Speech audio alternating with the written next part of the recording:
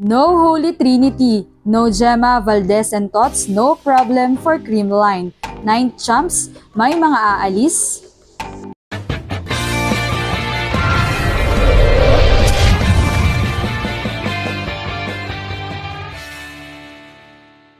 What's up, Volleyball Nation? Welcome back to my YouTube channel.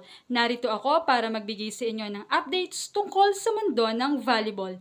Pero bago yan, don't forget to subscribe and hit the notification bell para updated ka sa aking mga videos. Another title na naman para sa champion team Creamline Cool Smashers. Matapos nilang pataubin ang first-time finalists Akari Chargers in 3 straight sets. Sa unang part nga ng first set ay nagdikdikan pa ang laban, subalit ipinakita ng Creamline kung sino sila at kung anong adjustment ang kaya nilang gawin. Kaya naman maaga nilang kinuha ang set 1 sa score na 15-25. Habang sa set 2 naman ay yakmang magka-comeback ang Akari dahil umabol sila sa score. Umabot nga ito sa score na 23-24, subalit sa isang crucial error ni Camille Cal sa service line ay bigo silang tablahan ang laban. Nagtapos ang score sa 23-25. Pagpasok naman ng set 3 ay sobrang unstoppable pa rin ang CCS led by Pons, Bea and Staunton. Hindi na nga inaasahan o inasahan ng set 5 dahil tinambakan na ang Akari. Nagtapos ang score sa 17-25. Untouchable na talaga ang CCS pagdating sa mga ganitong laban at very evident na naman ito dahil na nga sa kanilang siyam na title in this VBL. Samantala ay bakas na naman sa kanila ang kasiyahan at ang kanilang mantra na good vibes at Creamline happy.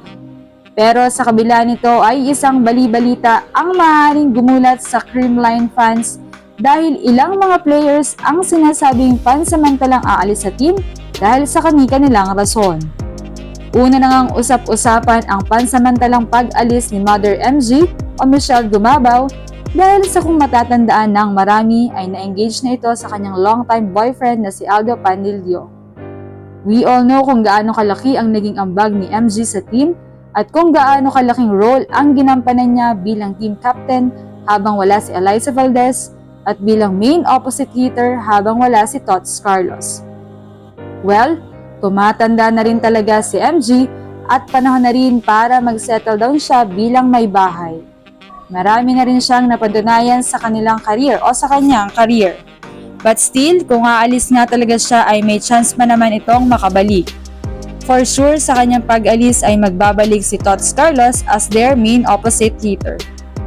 Samantala ay isa pang player ang usap-usapang aalis, the double MVP awardee Bernadette Pons. Dahil mayroon na noong lumalabas na balitang babalik ito sa beach volleyball kasama si Chocomucho star Cici Rondina.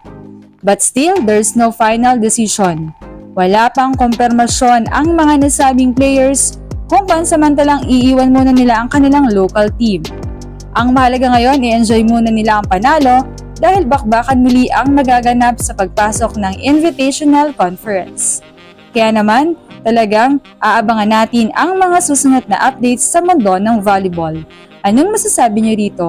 Leave a comment below. Thank you for watching and don't forget to subscribe.